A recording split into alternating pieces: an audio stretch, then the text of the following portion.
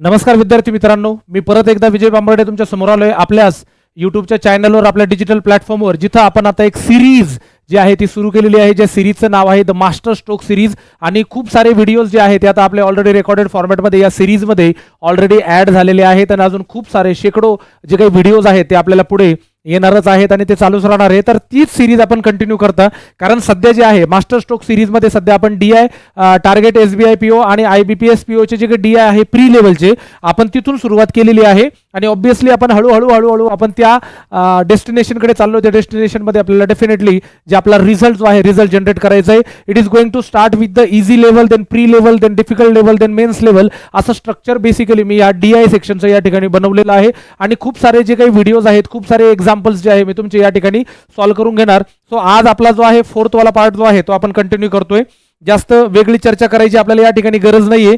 बघा, प्रत्येक व्हिडिओ जेव्हाही व्हिडिओ माझा या ठिकाणी पब्लिश होतो, व्हिडिओ पब्लिश झाल्याच्या नंतर काही विद्यार्थी जे आहे ते आपल्या या टेलिग्राम चॅनलला जोडले जात आहेत. आणि आय जस्ट यूज टू से, मी नेहमी असं म्हणत असतो की हे माझं व्हर्च्युअल क्लासरूम आहे. आणि या व्हर्च्युअल क्लासरूममध्ये जर तुम्हाला एका क्वेश्चनचे जर मल्टिपल सोल्युशन्स जर या ठिकाणी हवे असतील, ट्रेडिशनल सोल्युशन हवे असतील, शॉर्टकट्स हवे असतील, किंवा वेगवेगळ्या टाईपचे सोल्युशन्स हवे असतील, तर ह्या आपलं जे काही टेलिग्रामचा या ठिकाणी हा जो ग्रुप आहे, या ग्रुपवर तुम्हाला स्वतःला जे आहे ते जॉईन करून घ्यायचं आहे.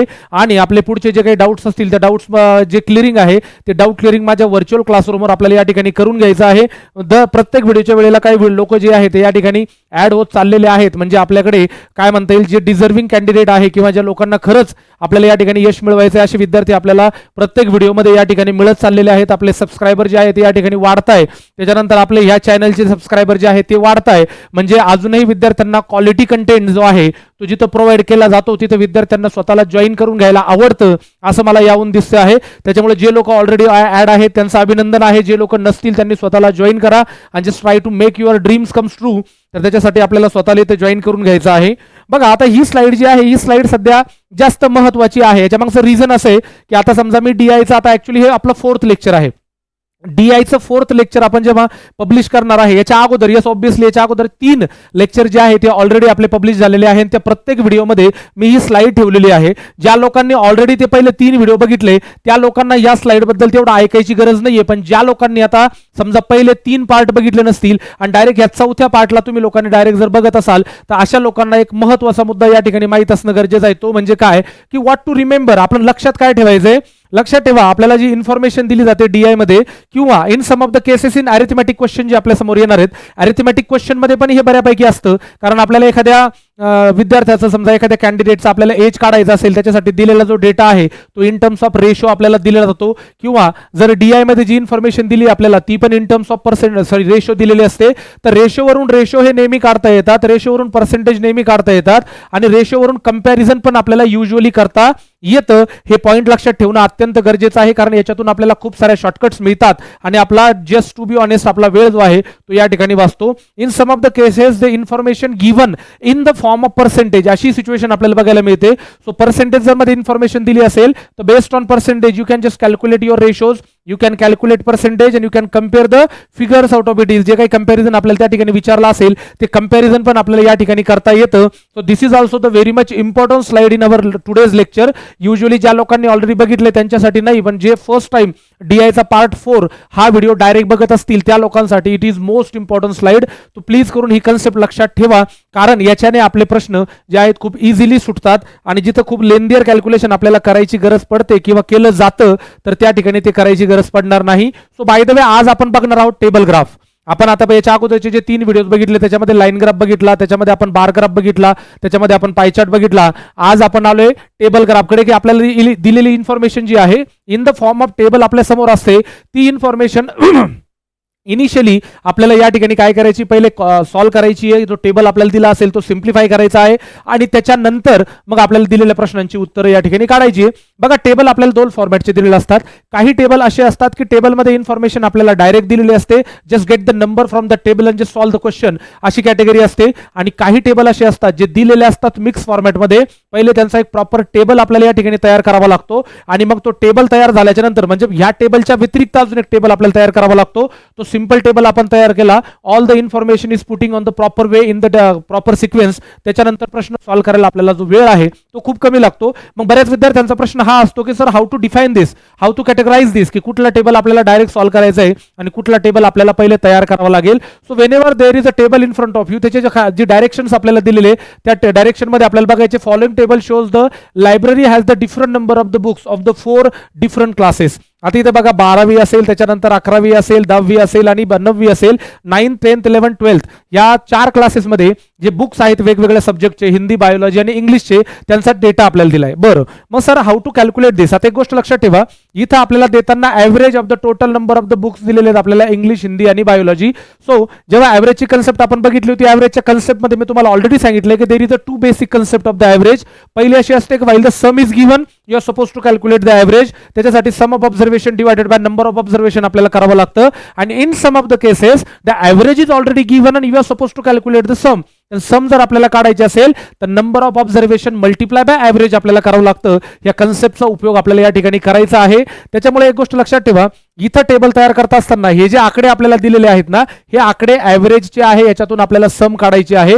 आणि जीही सम आपल्याला या ठिकाणी मिळेल त्यातून आपल्याला काय करायचंय, तर त्यातून आपल्याला इंग्लिशचे बुक जे आहे ते ऑलरेडी आपल्याला दिलेले आहेत, हे इंग्लिशचे बुक मायनस करायचे आहे. मग उरलेले जे बुक्स असतील ते हिंदी आणि बायोलॉजीचे असतील तर त्यांना आपल्याला 2:3, 3:4, 5:4 आणि 4:5 अशा रेशोमध्ये आपल्याला त्यांना वाटायचं आहे. तर अशा टाईपचा जो टेबल आहे, आता ह्या टेबलमध्ये आपल्याला प्रत्येक व्हॅल्यू ही डायरेक्टली दिलेली नाहीये, तर याचा एका मिनिटामध्ये आपण एक टेबल जो आहे तो या ठिकाणी तयार करून घेऊ शकतो. आता बघा मी जो हा टेबल तुमच्या समोर मांडतोय, हा टेबल आपल्याला एकदा जर या ठिकाणी आपण तयार करून घेतला, सर इथं क्लासेस दिलेले आहेत आपल्याला, त्याच्यानंतर आपल्याला इथून टोटल मिळणार. बघा इथं आपल्याला टोटल मिळणार आहे, त्याच्यानंतर इथं क्लासेस आपल्याला मिळाले, त्याच्यानंतर इंग्लिशचे बुक आपल्याला ऑलरेडी दिलेले आहे, त्याच्यात इथं पुट करूयात आपण.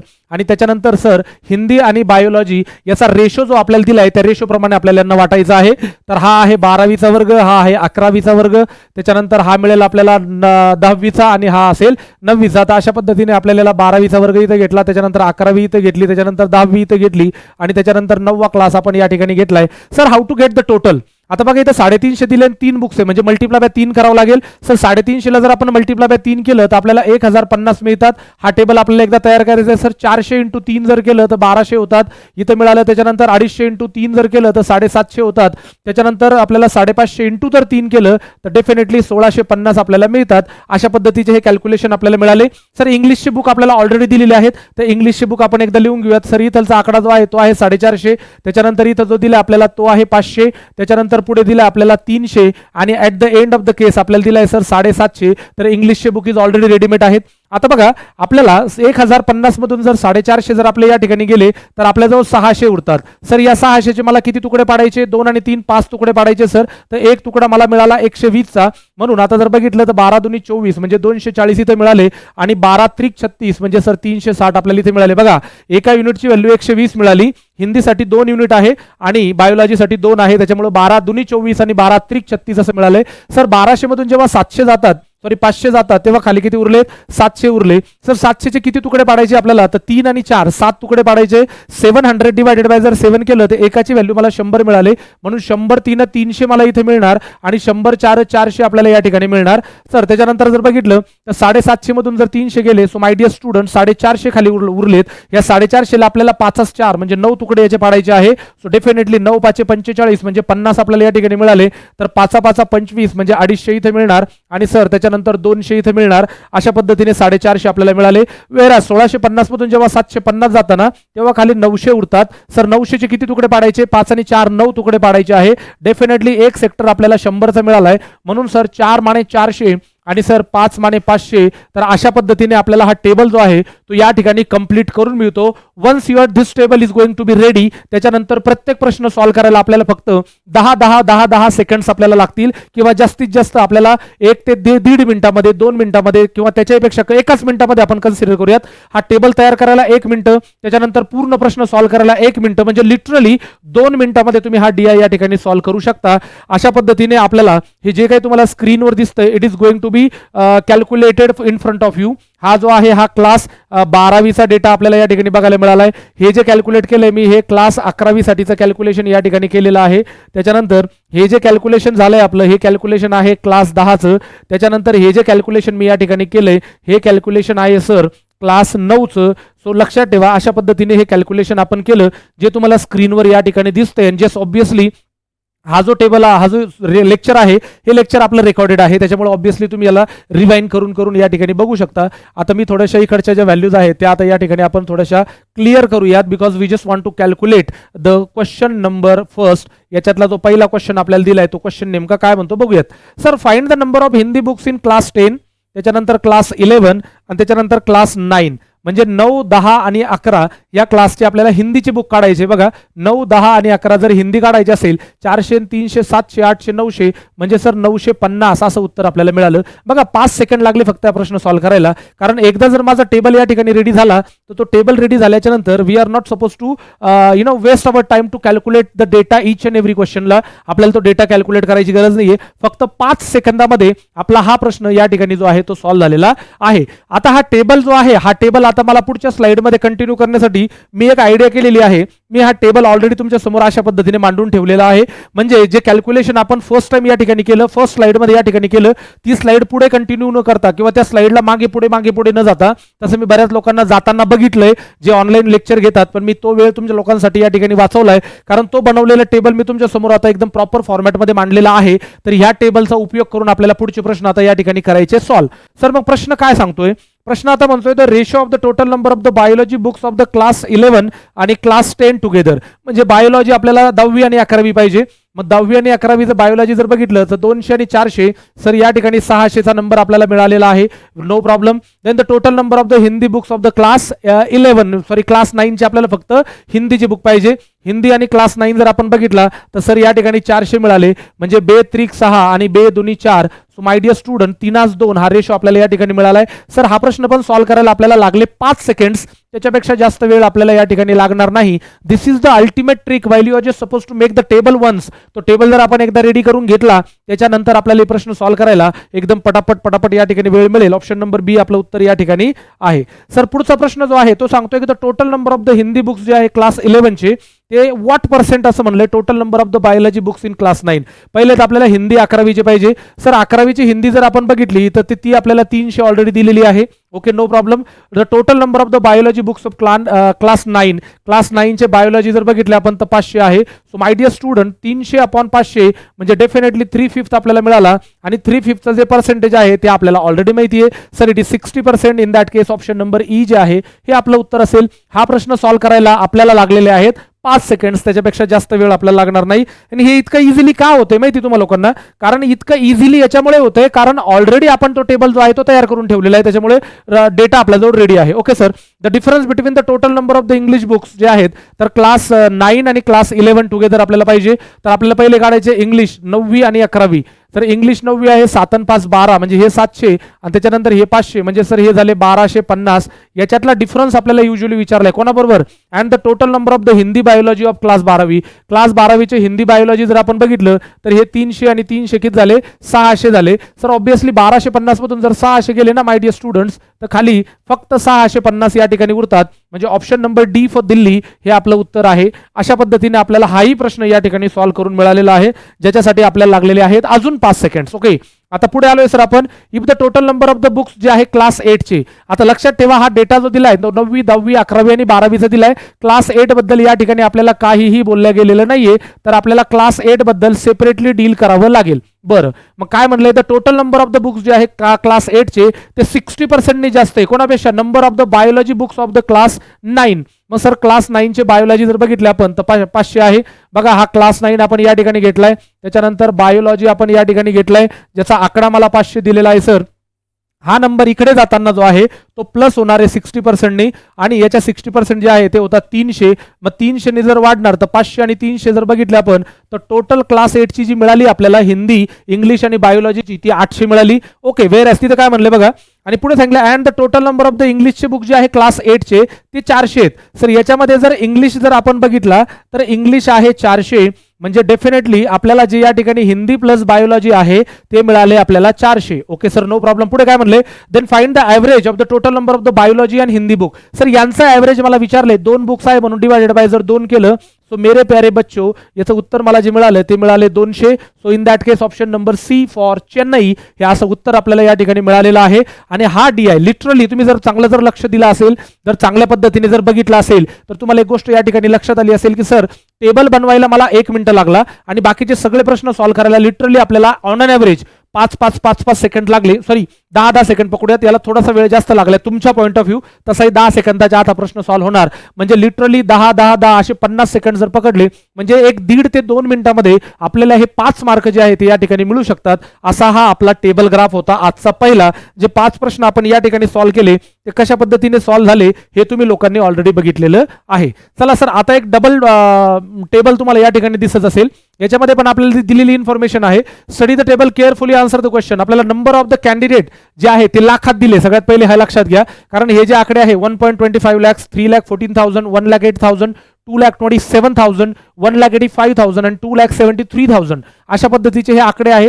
लक्षात ठेवा, मी नेहमी हे क्लासमध्ये पण सांगतो, इथेही तेच सांगतोय, कारण आपल्याला जे टेबल असतो टेबलमध्ये पूर्ण आकडा जर लाखात किंवा कोटीमध्ये जर लिहायचा असेल, पूर्ण व्हॅल्यूज पूर्ण झिरोज जर आपल्याला तिथे पुट करायचे असतील तर त्याला जागा खूप जास्त लागते. आणि यस ऑब्विसली ती जागा जास्त लागू नये म्हणून वरती हेडिंग्स मध्ये डायरेक्शन मध्ये आपल्याला तो आकडा लाखात दिलाय का, कोटीत दिलाय का, हजारात दिलाय का, शे मध्ये दिलाय ते दिलेलं असतं. ते काळजीपूर्वक आपल्याला या ठिकाणी बघून घ्यायचंय. तर सर पहिला जो टेबल आहे त्याच्यामध्ये जर आपण बघितलं तर ABCDEF या ज्या सिटीज आहेत या सिटीमध्ये पर्टिक्युलरली किती लोक जे आहे ते लोक या ठिकाणी अपीयर झाले आहेत त्या पर्टिक्युलर एक्झामसाठी ते आपल्याला दिले. आणि जो खाली दिलेला टेबल आहे तो टेबल सांगतो त्यामधले किती लोक पास झाले आणि किती लोक फेल झाले यांचा युजुअली आपल्याला या ठिकाणी काय दिलाय, रेशो दिलेला आहे. लक्षात ठेवा, while the ratio is given, रेशोवरून रेशो काढता येतात, रेशोवरून पर्सेंटेज काढता येतात, रेशोवरून कंपॅरिझन करता येतं. हे सगळं आपलं ऑलरेडी सांगून झालेलं आहे, हे तुम्हा लोकांसाठी नवीन नाहीये. त्याच्यामुळे आता बघूयात आपण 1 बाय 1 हे क्वेश्चन कसे सॉल्व्ह केले जातात. आपल्याला तो पहिला प्रश्न आपल्या समोर आलाय, तो काय म्हणतोय बघा. तो पहिला प्रश्न आपल्याला म्हणतोय की सर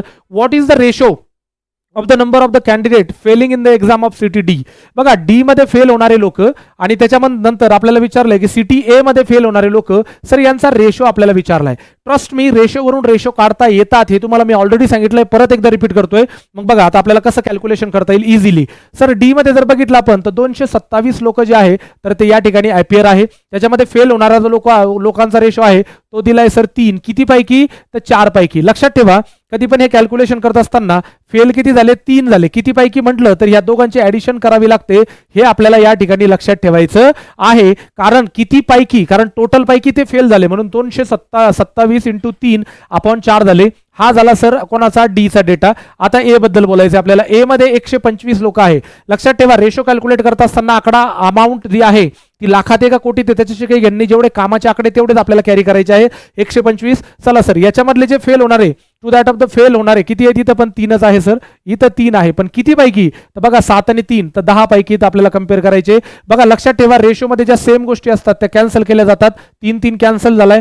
याला म्हणायचं सर 5 दुनी 10, त्याच्यानंतर 5 दुनी 10, 5 5 25 इथे मिळालाय. 2 ने याला भाग दिला, 2 दुनी 4 झाला. म्हणजे सर इथे मिळाले मला 227 डिवायडेड बाय 2 आणि डेफिनेटली इकडे मला मिळालाय 25. हा 2 तिकडे 2 मल्टिप्लाय करणार म्हणजे सर 227 × 25 दुनी 50. सो माय डिअर स्टुडंट 227 × 50 असं उत्तर आपल्याला या ठिकाणी मिळालं. मग सर ऑप्शन नंबर सी हे आपलं उत्तर या ठिकाणी आहे. बघा इतक्या सहज आणि सोप्या पद्धतीने आकडे जरी एवढे लाखात दिले असतील नंतर त्यांचा रेशो दिला असेल म्हणजे टेक्निकली बऱ्याचदा विद्यार्थी असं विचार करत बसतील की आता 2,27,000चे आपल्याला तो जो रेशो आहे त्या रेशो प्रमाणे नंबर ऑफ कॅन्डिडेट काढावे लागतील का, किंवा 1,25,000चे 3च्या रेशोमध्ये ते नंबर ऑफ कॅन्डिडेट काढावे लागतील का. तर लक्षात ठेवा, नंबर ऑफ कॅन्डिडेट काढायची गरज नाही. यालाच म्हटलं जातं रेशोवरून रेशो काढले जातात. म्हणून आपण इथं रेशोवरून रेशो काढलाय आणि ऑप्शन नंबर सी हे उत्तर आपल्याला या ठिकाणी मिळालेलं आहे. चला सर पुढे आलो. पुढचा प्रश्न म्हणतोय द नंबर ऑफ कॅन्डिडेट जे अपीयर आहे for the exam from city C. आता सिटी सी चे जे अपीयर आहेत माझ्याकडे ते मला दिसतात या ठिकाणी 108.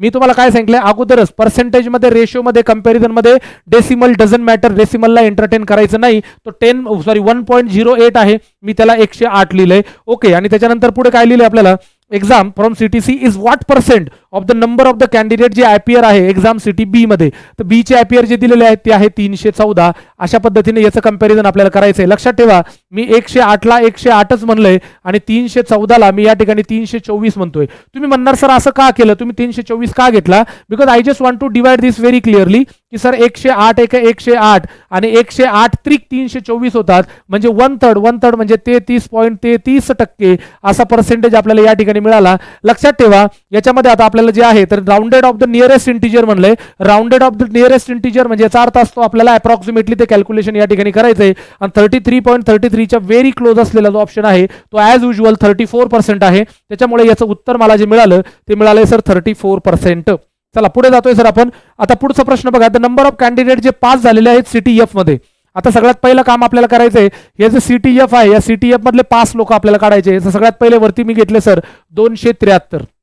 Decimal doesn't matter. त्याच्यामध्ये पास होणारे लोक किती आहेत सर? याच्यामध्ये 7 पास होणारे आहे. तर किती पैकी असं म्हटल्याच्या नंतर 7 आणि 5 12 पैकी, याला मी म्हटलंय 12 दुनी 24, इथे किती उरले 3, याला जवळपास 12 त्रिक 36 जरी आपण म्हणलं समजा 2.3 तर 23 7 61 असे होतात, म्हणजे 1.61. पण आपण लक्षात ठेवा याला अप्रॉक्सिमेटली आपण 1.6 पकडले. 1.6 म्हणजे 1,60,000 लोक जे आहे ते अप्रॉक्सिमेटली सिटी एफ मध्ये जे आहे तर ते पास झालेले आहेत. ओके सर, हे किती टक्के असं विचारलंय आपल्याला, कोणाच्या किती टक्के आहे हे कॅल्क्युलेशन आता आपल्याला या ठिकाणी करायचंय. सर या सगळ्यांची ऍडिशन आपल्याला या ठिकाणी करावी लागेल. मग यांची ऍडिशन जर बघितली तर 5 आणि 3 8 होतात, 8 आणि 7 15, 15 आणि 8 23 आणि 4 27, 27 आणि 5 किती होतात तर 32 होतात.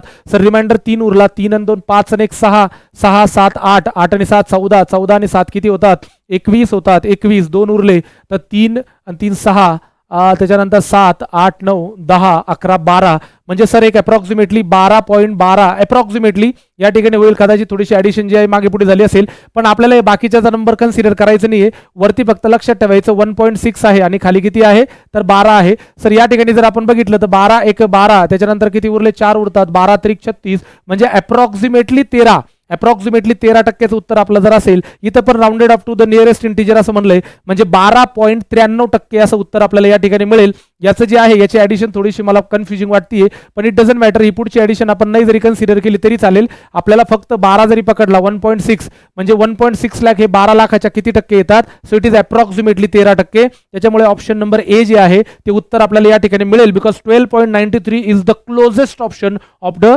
13%. That's why option number A आपलं उत्तर या ठिकाणी आपल्याला मिळालेलं आहे. चला पुढे जातोय सर आपण. पुढचा प्रश्न काय म्हणतो, which city has the highest number of the student Fehling in the entrance exam. कुठल्या सिटीमध्ये सर्वात जास्त लोक फेल झालेले आहेत असा प्रश्न आपल्याला विचारलाय. आता मी ऑफलाईन लेक्चरमध्ये पण जेव्हा अशा टाईपचे DI घेतो, बरेच लोक काय करतात, अच्छा इकडे बघता, इकडे काय चला 5 आहे, इथं किती आहे 5 आहे, म्हणजे त्यांना असं वाटतं की हा आकडा मोठा दिसतोय, म्हणजे याचा अर्थ सर्वात जास्त फेल होणारे लोक जे आहेत तर ते कुठं आहे तर सिटी सी मध्ये असू शकतात किंवा सिटी एफ मध्ये असू शकतात. पण ट्रस्ट मी अशा पद्धतीचं कॅल्क्युलेशन आपल्याला करायचं नाही, आपल्याला in terms of percentage compare करायचंय की सर इथं जर बघितलं 7 लोक पास झाले आणि 3 लोक फेल झाले, म्हणजे 3/10 म्हणजे फक्त 30% लोक जे आहे ते इथं फेल झाले. अशा पद्धतीचं कॅल्क्युलेशन आपल्याला करायचंय. बघा मी ए बद्दल तुमच्या समोर मांडलेलं आहे. 3 फेल झाले किती पैकी 3 आणि 7 आणि 3 10 पैकी, इट इज जस्ट 30%. सर बी मध्ये जर आपण बघितलं ना तर बी मध्ये पण 3 लोक फेल झाले किती पैकी 5 आणि 3 8 पैकी, 3/8 म्हणजे इथं फक्त 37.5% कॅन्डिडेट जे आहे ते फेल झालेले आहेत. अशा पद्धतीने कॅल्क्युलेशन करायचे. सी मध्ये किती फेल झाले जे तुम्हाला लोकांना वाटतंय, तर सी मध्ये 5 फेल झाले किती पैकी 9 पैकी, म्हणजे इथं जो फेल झालेला नंबर आहे तो आहे 55.55%. लक्षात ठेवा हे सर्व मी तुम्हाला लोकांना शिकवलेलं आहे. आता डी मध्ये बघा, डी मध्ये 3 लोक फेल झाले किती पैकी 4 पैकी. सो मेरे प्यारे बच्चो, आपण जर या ठिकाणी बघितलं तर लिटरली 75% लोक जे आहेत ते डी मध्ये फेल झालेले आहेत. इकडे तर जे आहे तर सर ई मध्ये जर बघायचं झालं तुम्हाला, आता बघायचं आहे तर 2 फेल झाले सर किती पैकी 5 पैकी, 2/5 म्हणजे फक्त 40% लोक फेल झाले. आणि फायनली जर आपण बघितलं कुठे एफ मध्ये जर आपण बघितलं तर सर 5 लोक फेल झाले किती पैकी तर 7 आणि 5 12 पैकी. याचं उत्तर जवळपास अप्रॉक्सिमेटली 58% आपल्याला या ठिकाणी बघायला मिळतं. त्याच्यानंतर सॉरी 58% नाही मिळणार आपल्याला, हे जवळपास आपल्याला जवळपास जर बघितलं तर 12 चौक 48 म्हणजे जवळपास 45-46% आपल्याला या ठिकाणी बघायला मिळेल. मतलब which is very close to.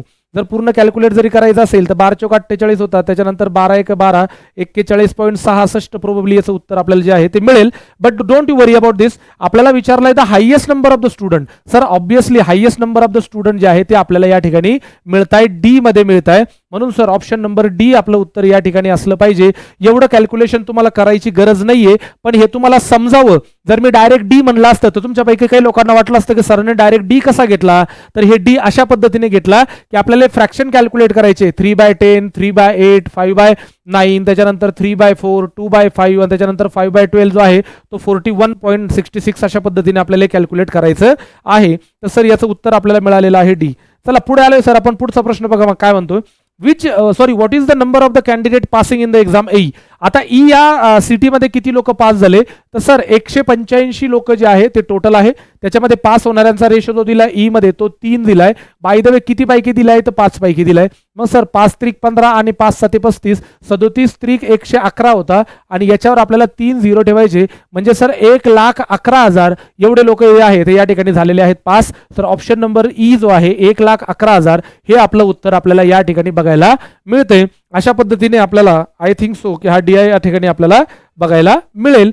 आपल्याला तिसरा डीआय आता या ठिकाणी बघायचा आहे, जो थर्ड वाला डीआय आहे. त्याच्यामध्ये इथं काय दिलंय बघा, याच्यात दिलंय आपल्याला की sir quarterly report of the car model manufacture and the sold by the company in the different countries. आता बघा इथं जर बघितलं आपण तर ए कंट्री आहे, बी कंट्री आहे, सी डी आणि ई आहे. यांच्यामध्ये आपल्याला रिस्पेक्टिव्हली पहिले share in the global production किती आहे ते दिलेले. ए मध्ये 25% आहे, याच्यामध्ये 30%, 10%, 20% आणि 15%, अशी या सगळ्यांची ऍडिशन जी आहे ती 100% होते. पण लक्षात ठेवा सर हे पर्सेंटेज कोणाचे, बघा इथं वरती एक नोट दिलेली आहे. नोट काय आहे, the total global production is 40,000 cars is given. म्हणजे हे जे प्रोडक्शन आहे या सर्व कंट्रीजचं ए बी सी डी आणि ई या ज्या कंट्रीज आहेत यांचं जे टोटल प्रोडक्शन आहे ते टोटल प्रोडक्शन आहे 40,000 कार्स आणि त्या 40,000चे 25, 30, 10, 20 आणि 15% असं कॅल्क्युलेशन या ठिकाणी झालेलं आहे. मग काही लोक म्हणतील सर की आता आपण 40,000चे पहिले पर्सेंटेज काढून घ्यायचे का. ट्रस्ट मी हे करायची अजिबात गरज नाही आपल्याला, कारण मी तुम्हाला सांगितलंय because this 40,000 number is actually common to all. या सगळ्यांसाठी तो कॉमन आहे, त्याच्यामुळे आपल्याला बरेचसे कॅल्क्युलेशन खूप इझिली आणि शॉर्टकट पद्धतीने करायला मिळणार. Okay fine sir. पुढचा कॉलम काय म्हणतो, percentage of the car sold out of the total produce car. जेवढे कार आपण या ठिकाणी या ए कंट्रीने जेवढे कार प्रोड्यूस केलेले आहेत त्याच्यातले फक्त 80% कार विकले गेलेले 20% अनसोल्ड आहे, 50% विकले गेले 50% अनसोल्ड आहे, 70% विकल्या गेल्या 30% अनसोल्ड आहे, 75% विकल्या गेल्या 25% अनसोल्ड आहे, 60% विकल्या गेल्या 40% अनसोल्ड आहे. आणि जेवढे कार विकले गेले असतील, selling price of the one car in lakhs, प्रत्येक कंट्रीमध्ये ज्या ज्या कार्स विकल्या जातात त्यामध्ये प्रत्येक कारची ईच कारची जी कॉस्ट प्राइस आहे किंवा सॉरी जी सेलिंग प्राइस आहे ती सेलिंग प्राइस आपल्याला दिली आहे. ए मध्ये 6.5 लाखाला विकल्या जाते, 8.5 लाखाला विकल्या जाते, सी मध्ये 6 लाखाला, डी मध्ये 5.5 लाख आणि ई मध्ये 7 लाख फॉर वन कार. अशा पद्धतीचं हे कॅल्क्युलेशन आपल्याला या ठिकाणी बघायला मिळणार आहे. सो ट्रस्ट मी, परत एकदा लक्षात ठेवा, दिस 40,000 नंबर जो आहे ना it is common for all and just because of this, या एका आकड्यामुळे जो की कॉमन फॉर ऑल आहे त्याच्यामुळे खूप साऱ्या शॉर्टकट्स आपल्याला या ठिकाणी बघायला मिळणार आहे. लिटरली 5-5 सेकंदामध्ये हे प्रश्न सॉल्व्ह होतील. Sir how it is going to be implement, तर ते आता आपण या ठिकाणी बघतोय. जे मी तुम्हाला सांगितलंय त्याला एक्झिक्यूट कसं करता येईल ते आता आपण बघूयात with our question number first. Sir what is the difference between the total number of the car manufactured in countries A and B and the total number of the car manufactured in C and D. बघा मी 40,000 ला बिलकुल हात लावणार नाही सुरुवातीला. मला A B बद्दल बोलले गेले. सर 30 आणि 25 जर बघितलं तर इथं 55% यांचं झालंय. डिफरन्स विचारलाय तर मायनसचा साइन येणार. सर सी आणि डी जर आपण बघितला तर 10 आणि 20 तर 30 होतात सर. 55 मधून जेव्हा 30 जातात ना my dear students, I am suppose to get is 25% of what, the 25% of that 40,000. And obviously सगळ्यांना माहिती आहे हा आकडा आपल्याला किती मिळणार, हा मिळणार सर 10,000. असं डायरेक्ट उत्तर आपल्याला या ठिकाणी मिळालं. सर ऑप्शन नंबर ए आपलं उत्तर आहे. फक्त 5 ते 10 सेकंदामध्ये या प्रश्नाचं उत्तर तुम्ही लोकांनी मिळवलंय. जर तुम्ही लोक त्या 40,000चे 25%, मग त्या 40,000चे 30% काढत बसणार, मग सी साठी परत 10% काढत बसणार, डी साठी 20%, अरे नाही रे भाई, ये कुछ करने की जरूरत नाहीये. या सगळ्या गोष्टी आपल्याला रेडीमेड मिळतात. रिझन आहे त्याच्या मागचं 40,000 इज कॉमन फॉर ऑल. सगळ्यांसाठी हा 40,000 कॉमन असल्यामुळे खूप इझिली हे कॅल्क्युलेशन आपल्याला करता येणार आहे. त्याच्यामुळे जर तुम्हाला असा एखादा कॉमन नंबर जर तिथे मिळत असेल तर लक्षात ठेवा, trust me, within a fraction of seconds you are suppose to solve each and every question. फक्त तो जो आहे ओव्हरलुक बघा मी माझ्या विद्यार्थ्यांना नेहमी सांगतो की जेव्हा कधी तुमच्या समोर DI येतो ना, त्या DI ला पूर्णपणे ओव्हरलुक करून घ्यायचं एकदा. ओव्हरलुक केल्याच्या नंतर त्याचा फायदा काय होतो, आपल्याला काही शॉर्टकट्स मिळू शकतात का, काही नंबर्स आपल्यासाठी कॉमन आहेत का, याचा एक ओव्हरऑल अंदाज आपल्याला येतो जेव्हा आपण तो DI ओव्हरलुक करतो आणि त्याच्यानुसार मग आपल्याला पुढचे डिसिजन्स या ठिकाणी घेता येतात. सो ओव्हरलुक करणं खूप जास्त गरजेचं आहे. तुम्ही इथं करत असाल, मॉक टेस्ट देताना करत असाल किंवा ऍक्च्युअल एक्झाममध्ये जेव्हा तुम्ही बसतात फायनल एक्झाममध्ये, तिथं सुद्धा आपल्याला या गोष्टीची काळजी घेणं गरजेची आहे. Okay sir. नेक्स्ट क्वेश्चन बघा. Total number of the car sold in A and B together is for what % of the total number of the car manufactured in all the countries together in the particular quarter. Trust me, हा प्रश्न solve करत असताना मी 40,000ला कुठेच हात लावणार नाही आणि त्याची गरज पण नाही आपल्याला. काय माहिती का, कारण सर पर्सेंटेजवरून पर्सेंटेज काढता येतात हे मीच तुम्हा लोकांना सांगितलेलं आहे. इन ऍक्च्युअल क्लासरूममध्ये पण सांगितलं असेल किंवा या व्हिडिओ लेक्चरच्या सिरीजमध्ये पण मी नेहमी बोलत असतो की पर्सेंटेजवरून पर्सेंटेज काढता येतात. मग total number of the car, by the way sold बद्दल विचारलंय बरं का, हे लक्षात ठेवा. मग आता मी काय करतो तुम्हाला समजावं म्हणून मी या ठिकाणी A आणि B घेतलाय. चला A आणि B चे मी पहिले टोटल घेतो. A चे टोटल आहे 25 आणि B चे टोटल आहे 30. ट्रस्ट मी, यालाच आपण कार म्हणायच्या. 25 कार आणि 30 कार, 40,000ला आपल्याला हात लावायचं नाही. बरं, त्याच्यातल्या 80% कार विकल्या गेल्या. मग सर 25 8 200 म्हणजे याच्यातल्या 20 कार विकल्या गेलेल्या आहेत. बघा हा डेटा जो आहे हा सोल्डचा आहे आणि हा जो आहे तर हा टोटलचा आहे. बरं, याच्या 80% 20 होतात. सर 50%, सर या 30च्या 50% जर काढले तर 15 होतात. कॅन यू बिलीव्ह 20 आणि 15 किती झाले, तर 35% कार जे आहेत या दोघांचे मिळून सोल्ड झाले out of the total. Can you believe, याचं उत्तर मला मिळालंय बी. कुठल्याही पद्धतीचा हात मी 40,000ला लावलेला नाहीये आणि कुठे काहीही न करता मला माझं उत्तर मिळालंय सर 35%. कारण आपल्याला या दोघांचं कंपॅरिझन जे आपण हे केलंय 20% आणि 15% यांची सम मला 35% मिळाली. तर हे कंपॅरिझन युजली आपला जो टोटल आकडा आहे ज्याला आपण नेहमी 100 म्हणतो, हे त्याच्याबरोबर जेव्हा कम्पेअर होणार तेव्हा याला 35% असं म्हटलं जाईल. ऑप्शन नंबर बी हे उत्तर आहे. लक्षात ठेवा, ज्याही प्री लेवलचे जे काही आपला असिस्टंट क्लरिकल कॅडरचे जे प्रीचे पेपर असतात ना, त्याच्यामध्ये लिटरली तुम्हाला सांगतो अशा टाईपचे DI येतात ज्याच्यामध्ये शॉर्टकट्स आपल्याला बऱ्यापैकी बघायला मिळतील. सर अशा पद्धतीने आपल्याला हा पण प्रश्न जो आहे तो या ठिकाणी सॉल्व्ह करून मिळाला आहे.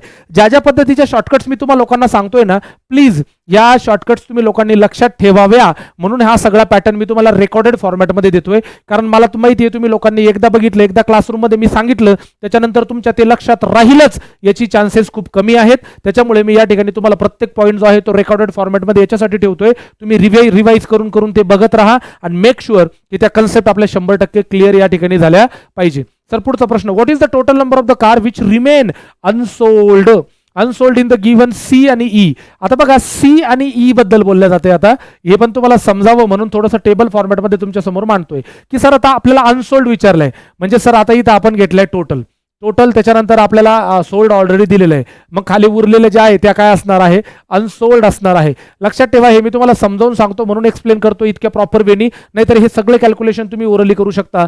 सर C मध्ये जर बघितल्या तर 10 कार आहेत, E मध्ये जर बघितल्या तर 15 कार आहे. तर C मध्ये विकल्या गेलेल्या कार 70% म्हणजे 10च्या 70% 7 होतात आणि उरलेल्या 3 अनसोल्ड आहेत.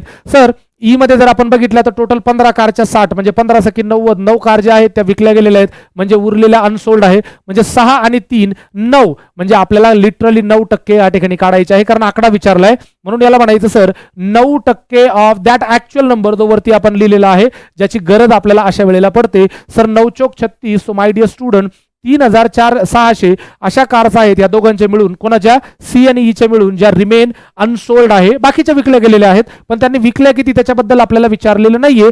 रिमेन अनसोल्ड किती आहे त्याच्याबद्दल विचारलंय. So everything is there in front of you. अशाच पद्धतीने आपल्याला हा स्ट्रक्चर ऑफ द DI किंवा स्ट्रक्चर ऑफ द सोल्युशन जे आहे ते या ठिकाणी कंप्लीट करायचं, फॉलो करायचं आहे. Okay sir, what is the respective ratio between the sales in terms of rupees. Yes obviously आता रुपीज बद्दल बोललं गेलंय पण एक गोष्ट लक्षात ठेवा, खाली विचारताना रेशो विचारले.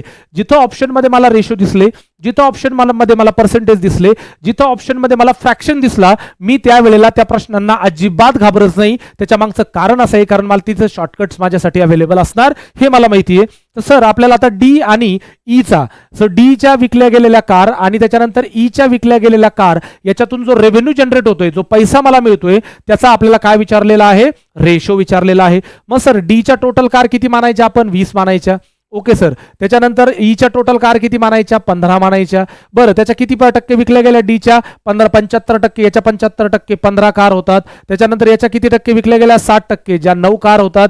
बरं, पुढे बघायचं आपल्याला डी कंपनीमध्ये, डी कंट्रीमध्ये ज्याही कार विकल्या गेलेल्या आहेत त्याची प्रत्येक कारची किंमत 5.5 लाख रुपये आहे, म्हणून 15 कार विकल्या प्रति 5.5 लाख अशा पद्धतीने म्हणायचं आहे. आणि सर 9 कार विकल्या ई मध्ये प्रति 7 लाख अशा पद्धतीने आपल्याला मल्टिप्लिकेशन करायचं आहे. सर इथलचा पॉईंट काढण्यासाठी मी 15 इंटू जर मला 55 करायचा असेल तर मी इथं 9 इंटू 70 केलाय. इकडचा पॉईंट एलिमिनेट करण्यासाठी 0 दिलाय सर. याला म्हणायचं 5 1 5 5 1 5 5 14 70. याला म्हणायचं सर 3 3 9 आणि याला म्हणायचं 3 5 15. म्हणजे सर हा झाला 11 5 55 आणि हा झाला सर 14 3 42. अशा पद्धतीने 55:42 असं उत्तर आपल्याला मिळालंय. कॅन यू बिलीव्ह, हा प्रश्न सॉल्व्ह करताना सुद्धा मी कुठल्याच प्रकारे 40,000ला हात लावलेला नाहीये. आता 5चे 5 प्रश्न सॉल्व्ह करत असताना या 5 प्रश्नांपैकी 5 प्रश्न सॉल्व्ह करत असताना मी नेमका किती वेळा 40,000 ह्या आकड्याला हात लावलाय याच्यावर तुम्ही लोकांनी काय म्हणता ना कॉन्सन्ट्रेशन ठेवायचंय. कारण ज्याच्यासाठी हा 8 तास चाललाय, ज्याच्यासाठी मी हे तुम्हाला युट्यूब फॉर्मॅटवर किंवा रेकॉर्डेड फॉर्मॅटमध्ये शिकवतोय, तो 8 तास जो आहे तो हाच आहे की तुम्हाला लक्षात यावं त्याच्यासाठी. तर प्लीज करून रिवाइंड करून तोपर्यंत बघत चला जोपर्यंत आपल्या कन्सेप्ट क्लिअर होत नाही तोपर्यंत. पुढे काय म्हणले बघा, sir if the cost price of the manufacturing car in C. आता सी ही जी कंट्री आहे याच्यामध्ये आपल्याला सांगितलं की प्रत्येक कारची जी मॅन्युफॅक्चरिंग प्राइस आहे, आता लक्षात ठेवा ह्या मॅन्युफॅक्चरिंग प्राइसलाच आपण कॉस्ट प्राइस असं पण या ठिकाणी म्हणतो. ती कॉस्ट प्राइस आपल्याला ऑलरेडी दिलेली आहे, ती आहे सर 4,50,000 म्हणजे 4.5 लाख. ओके, जर असं असेल तर मग आपल्याला विचारलं what is the percent profit earn by the company on which car sold in the same company. म्हणजे जर 4.5 लाख रुपये जर कॉस्ट प्राइस असेल तर मला प्रॉफिट किती टक्के झालाय ते आपल्याला विचारलेलं आहे. सी या कंपनीबद्दल बोलल्या जात आहे, हे लक्षात ठेवा. सर मी तुम्हाला लोकांना ऑफलाईन मध्ये पण सांगितलंय आणि ऑनलाईन मध्ये पण आतापर्यंत सांगितलंय की profit is always calculated on cost price. हा सगळ्यात पहिले महत्वाचा मुद्दा आहे. मग सर कॉस्ट प्राइस किती दिली आपल्याला, तर कॉस्ट प्राइस आपल्याला दिलेली आहे सर 4.5 लाख. याच्यामध्ये अजिबात डाऊट नाही कारण क्वेश्चनने मला ते दिलंय. पण मला आता प्रॉफिट किती झाला इन अमाऊंट ते आपल्याला काढणं गरजेचं आहे. सर प्रॉफिट जर आपल्याला काढायची असेल तर प्रॉफिटची जी डेफिनेशन आहे ती काय असते माहिती तुम्हाला, ती असते sir selling price minus cost price is always your profit. आणि selling price is already given in the table. बघा already given in the table, टेबलमध्ये किती दिलेली आहे 6 लाख.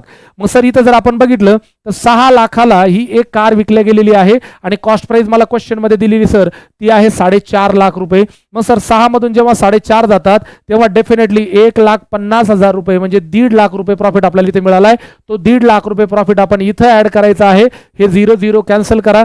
15 1 15 आणि 15 3 45 1/3 म्हणजे सर 33 फॅक्टोरियल 1/3 म्हणजे 33.33% एवढा प्रॉफिट कंपनी सी ला या ठिकाणी होतोय. हे लक्षात ठेवा. तर ही जी ऍडिशनल कन्सेप्ट मी तुम्हाला या ठिकाणी सांगितली ना, ही ऍडिशनल कन्सेप्ट तुम्ही लोकांनी लक्षात ठेवायची की sir profit is always calculated on cost price. We have discuss about this. हे मी ऑफलाईन आणि ऑनलाईन मध्ये पण डिस्कस केलंय. पण ज्या लोकांना कदाचित माहित नसेल आणि त्यांनी फर्स्ट टाइम हे ऐकलंय त्या लोकांनी काळजीपूर्वक लक्षात ठेवा की मग मला एखादी वस्तू विकल्याच्या नंतर जर प्रॉफिट झाला असेल तो किती टक्के झाला असं जर विचारला असेल तर लक्षात ठेवा याची बेस प्राइस जी आहे ती कॉस्ट प्राइस असते. आणि इव्हन जर तुम्हाला लॉस जरी झाला असेल, एखादी वस्तू तुम्ही विकली आणि त्याच्यात लॉस झालाय, तो लॉस किती टक्के झालाय असं जेव्हा आपल्याला विचारलं जातं तर त्याचंही कॅल्क्युलेशन जे आहे ते कॉस्ट प्राइसवरच या ठिकाणी केलं जातं. तर हे तुम्हाला लोकांना सगळ्यांना लक्षात ठेवायचंय. लक्षात घ्या, हे जे तुम्हाला स्क्रीनवर दिसतं हे प्रॉपर एक्सप्लेनेशन मी या ठिकाणी केलेलं आहे. याच्यामध्ये तुम्हाला काहीही अडचण असेल तर तुम्ही जोपर्यंत ती अडचण दूर होत नाही तोपर्यंत रिवाइंड करून तुम्हाला ते बघायचं आहे आणि ती कन्सेप्ट जी आहे ती या ठिकाणी क्लिअर करायची आहे. तर आपण या ठिकाणी आज जर आपण बघितलं, आज मी 3 DI जे आहे ते तुमचे या ठिकाणी कव्हर करून घेतलेले आहेत. त्या 3 DI मध्ये टेबल ग्राफमध्ये आपल्याला ज्या पद्धतीच्या शॉर्टकट्स मिळतात त्या शॉर्टकटला कसं टॅकल करायचं आणि त्याच्यातून आपल्याला पटापट उत्तरं कशी मिळवायची within a fraction of seconds आपण कशा पद्धतीने ते डील करू शकतो याचा एक ओव्हरऑल पार्ट जो आहे तो आपण आजच्या या व्हिडिओमध्ये बघितलाय. मी तुम्हाला नेहमी सांगितलंय, आता इव्हन क्लासमध्ये पण मी विद्यार्थ्यांना सांगितलं की ही जी सिरीज मी चालू केलेली आहे या सिरीजमध्ये जे आहे ना लिटरली 1 2 3 4 10 असे व्हिडिओ तुम्हाला या ठिकाणी बघायला नाही मिळणार आहे. आता या सिरीज मध्ये तुम्हाला शेकडो hundreds of videos I am just suppose to be upload. आणि हे जे व्हिडिओज आहेत ते व्हिडिओ आपल्याला तोपर्यंत आपल्याला बघत राहायचे जोपर्यंत आपलं सिलेक्शन होणार नाही.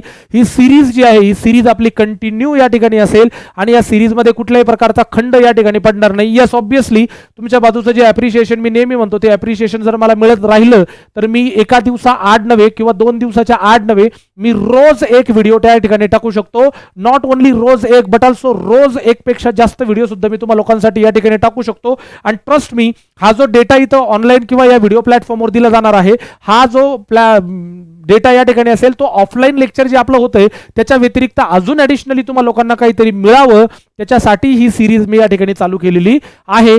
सो आजचा जो व्हिडिओ आहे आजच्या व्हिडिओमध्ये it is more than enough, एवढाच पार्ट आहे. हा आजचा व्हिडिओ तुम्ही शेवटपर्यंत बघत आले असाल तर सगळ्यांनी लाईक शेअर त्याच्यानंतर हाईप आणि त्याच्यानंतर कमेंट जे आहे ते करा, कारण आय यूज टू से की appreciation is very much important from your side also. तर पुढच्या व्हिडिओमध्ये मी परत पुढचा 5 नंबरचा पार्ट घेऊन परत लवकरच तुमच्या भेटीला येतो आणि आता या ठिकाणी थांबतो. नमस्कार, थँक्यू व्हेरी मच.